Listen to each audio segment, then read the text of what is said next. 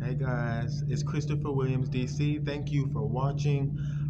Please subscribe my channel. At the bottom, click on the red button that says subscribe, and also you can click on a link with my picture far in the right hand corner. Okay, if you like my videos, go ahead and like them and share if you want to. I am way appreciative with your comments because your comments really excite me. So I really like to see what you guys have to say in the comment section.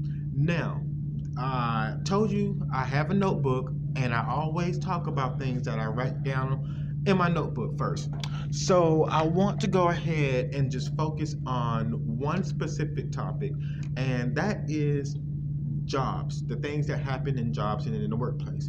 I've gotten so many other videos, but this one, like, I give it to you as raw as I can. So I'm just letting y'all know for right now, I'm going to give it to you raw, okay? But I'm going to keep it at a certain positivity level, quote unquote.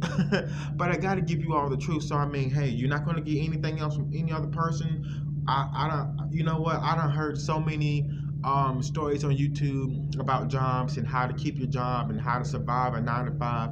But my thing is like, yeah, those are all good, but when are we going to just get to the basics about what really be going on at the workplace? I'm going to really give it to you about what be going on, because if you looked at my channel, you see that I done been through some mess. So I'm not even going to go there, but I'm going to let you know right now what everything is and how to manage the way you think about things so far and so far. But I'm going to go ahead and shut up and just give it to you. Okay. What happened to jobs expecting integrity from people? Okay. What happened when the people who hire you demonstrates otherwise? On applications, they always ask you, you know, are you the right person to work for this job? Or what do you do in your life that benefits our company? We want your honest opinion. We want you to do this correctly, or can you do this correctly and not do this? Are you able to do this and do that? My thing is that you can be as honest as you can, you know, on the application. And what's really getting to me is that you can also be as honest as you can in person without telling them. I mean, you can literally demonstrate to these people that you're honest about doing something, and then it's almost like they demonstrate otherwise. The person that's giving you the rules, the person that's telling you to do this right, they demonstrate otherwise. Like, it misses the whole entire point of you even working there, or the whole entire point for them even be asking you certain things. So let me rephrase this question. It says, what happened to jobs expecting integrity from employers when the people who hire you demonstrate otherwise? Now, let me just say this: integrity means honesty, okay? They want you to be honest on your application. They want you to be honest with your work.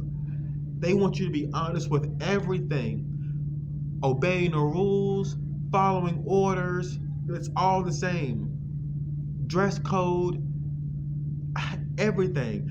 But what happens when the person that's giving you the rules are breaking them? Where's the honesty there?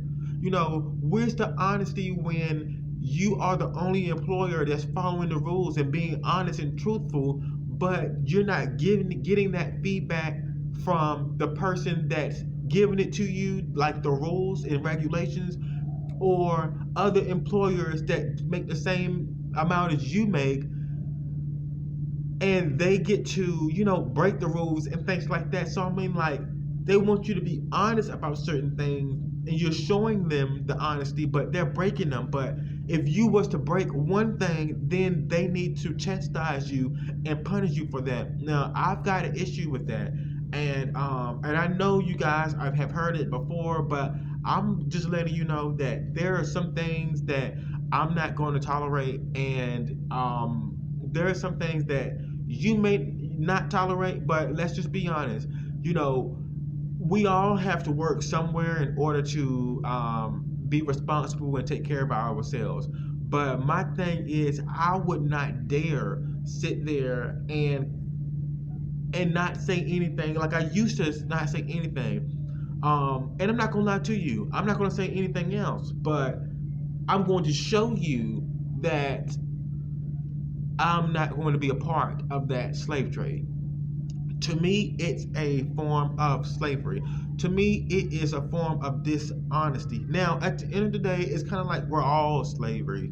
Okay, we're all in slavery, some type of way, some type of form. But why is it that we are accounted for when something is changed when it comes to um, coming to work every day, doing what you're supposed to do, and then the person that you know is not doing things in order to maintain the truthfulness of their work ethics, they decide to ignore the fact that they wanted you to do something that got you off track of doing your rules and following them when they needed help. But if they were doing their job correctly, they would need you to pull aside to stop doing what you're doing. Because that's sometimes a lot of people will see that you're a good worker and then they use that opportunity to stop working and do something else. But because you're working good, they want you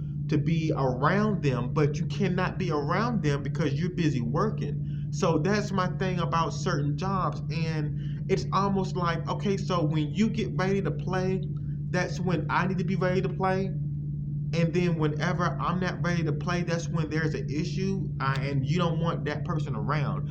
And that right there is not integrity, because from the jump, I'm pretty sure they signed the same application that you signed and the agreement to do a certain duty when it's time to go to work, and things are changed 100%. And that, my friend, is just like not fair. So, being in the workplace and having to deal with that is a little bit stressful, because it's almost like, okay, anything can bother them, but everything that they're doing is bothering me. But therefore, my complaint is not going to make any difference than theirs, because they're at a place to where they have managed and access a certain point in their career or job that they are able to um, cut corners and get by with non-integrity behaviors, but still kind of make it seem like they are trustworthy people to work with. So we need to set a solution, or someone's going to have to set some type of solution to try to deal with that, because a lot of people will not go to work, and a lot of people are stopping to going to work. A lot of people are actually leaving work and getting fired or mistreated, or not wanting to come to work, period, because of the environment. Now, if you had a very good environment and you was a worker, I'm pretty sure you come to work every day. But there are some people who are a good worker who come to work every day, and it may not be a very good environment, but therefore that makes it a lot more difficult for the person that you really want to be there working with, and for your company to actually still be there, because you have made it uncomfortable and there is no integrity shown like it was promised from the jump, okay? Or like it is supposed to be identified from the very beginning, and it's not being identified. If any integrity is being identified, it is maybe 35% of the time. But everything else is kind of like favoritism, breaking the rules. If I like you, then I might show favor for you. But my thing is, they need to develop a system to where people can actually go to work and work with people who knows how to work nonstop and not cut corners and not joke around, and put the people who would literally slack, and it shows in their work history, put them in a position with other people who do the same. So therefore, when it's time for production and the numbers to be met daily the way it's supposed to be, you don't have to depend on the lazy people, because the people who actually work and consistently and honestly, they actually have done enough to get the rapid report correct and meet the production requirements for that day, because that's where I see is going on in certain places. And they also need to set aside managers and have someone overlook a manager or a coordinator to see if they're showing favoritism and breaking the rules, and then chastising and pointing the rule to the people who's already following them. Because now you have to worry about if because in my situation, I literally had to deal with that when I was working at the Ralph Lauren Fulfillment Center, and my boss was showing favoritism, and he had other people breaking the rules and not staying in the line and counting and meeting production requirements every day, and missing days of work. And here I am coming to work every single day, not missing any days, coming on time. My production number is up, and yet it's almost like they want you to be friends with them, and say, hey, how you doing, or talk and being nice, and like you're going to be nice and generous regardless. But my thing was that my former coordinator was upset because I didn't show him any friendness outside of work. When I say that, I mean I might come to work and we're not supposed to have any friends. You're supposed to come to work. But I didn't show, like I would go around and I would speak to someone who I would consider a close friend at work, and I would talk about their day and they would talk about my day, and we'd share information, and things like that. And when it came to my coordinator, and that's how me and my coordinator used to be. But then when I seen the bigger picture and seeing how he was treating and being dishonest when it came to chastising and breaking the rules and things like that, and picking who he wanted to follow the rules, things like that, I felt like, okay, so Chris, kind of cut out the, hey, Trey, how you doing? Is your family okay? This, that, and the third, or or making a little joke here to kind of make it feel like there is some good hospitality here and things like that. I didn't show that side, and like I did to the other employers. I just literally respected him from the jump, like I would do with or without a hospitality, a friendly type of friendship conversation.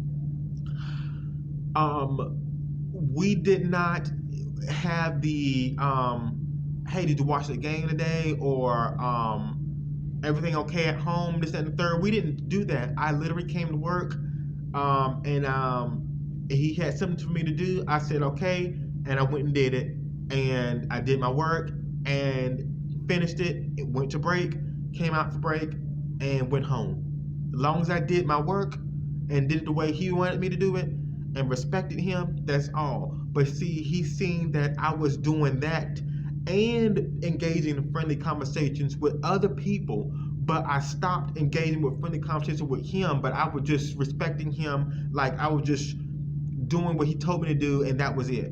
But I left all the friendship type stuff beside. So that was made him feel a little bit uncomfortable around me, like I had an issue with him. And I did. That was my reason for cutting back the friendship part, because I seen what he was doing and picking and choosing who he wanted to chastise while he was breaking the rules and allowing other people to break the rules and sending the wrong people home, who he wanted to choose. So I said, okay, I'm doing a good job. I'm working, and if sooner or later, if he does not see that, I'm actually engaging in friendly conversation with him, he's going to feel some type of way and try to get rid of me too. And I just knew this was going to happen because I've seen it before my eyes. So unfortunately, that ended up happening. So this is my reason why I called him racist. This is the reason why I said that my racist boss fired me for speaking up, because that's what I did. When I seen that he was doing what he was doing, I felt intimidated and kind of scared, that he was going to overlook me. Like I told you before about people who overlook me are spiritually blinded. This is what I was telling you all in my last video. And sure enough, it happened, because I ended up writing human resources by doing the right thing, not overreacting. I went and wrote human resources 3 times. And it ended up being that, every time I wrote him, the more and more secretive, devious he became, and showing signs that, I was doing this wrong and that, and coming to tell me that, I needed to speed up and things like that when I was already meeting my production. So I knew this was going to happen because of how he was treating other people. So I seen this. So yeah, so I really don't, some people who are spiritually there will understand what I'm talking about, and I wouldn't have to really sit there and demonstrate anything to anybody else who's not there. So that's one. I'm going to get that out the way. The other one is, I should have gotten a lawyer. I've heard this.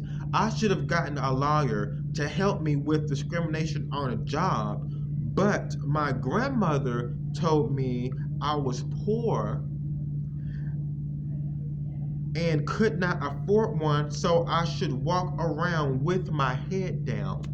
Because when something gets to the point to where I can identify racism and I'm speaking up about it, she felt like I should walk with my head down because it's a little bit, gonna cause more confrontation. And I literally said, haven't I walked around with my head down enough already by not overreacting and writing human resources the correct way? Haven't I already demonstrated walking with my head down? Hello. But I do hear what she's saying, but this is a time and an era to just not be quiet and speak up, but know how to do it. It's how you do it. It's not what you do, it's how you do it. Not what you say, it's how you say it. And especially if you're the type of person that can depend on the Most High and acknowledge that and have faith. Nothing negative came out of that. All positive came out of that about how I delivered how I felt through those messages when I wrote human resources 3 times in a row. So, that is true, but there are some ways that you can get a lawyer without any money. So if you do win a case, you'll be able to pay them back. But you need to have your receipts showing and everything that you were persistent and this man literally discriminated against you and harassed you. And there's ways to get around that. So it's like I wanted to tell her that. I did tell her that, but she kind of like, yeah, but you had to go through a lot, and she wouldn't understand that. Now I did need like some money to certain ones, but I'm pretty sure it would have worked out. But my thing is that I've shown my receipts that my production was really good through the Adecco, which where I was working for. They seen my production was really good. They seen my attendance was really good. So they also seen that I did not have any bad reports on my behavior. It never came from me. But because I was able to identify and write it the correct way, they didn't think I was intelligent enough. Just like my grandmother was telling me that they didn't think that I was intelligent enough in order for them to pursue what they were going to pursue, and which they did end up pursuing. So I defined it as racist because it was more than one person of the same color not doing anything about it. Now, I don't know what color human resources were, okay, because it could have been someone another color, but I was able to pick up a different type of spirit, and I determined that, like literally, it's just no ifs, ands, or buts about it. Okay, so that's one, getting out the way.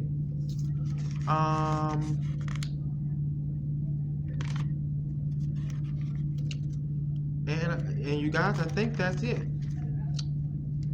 Yep, that's it. I got everything that I needed. Thank you all so much for watching. Subscribe to my channel below. Hit the red button, like the video, and peace. See you guys.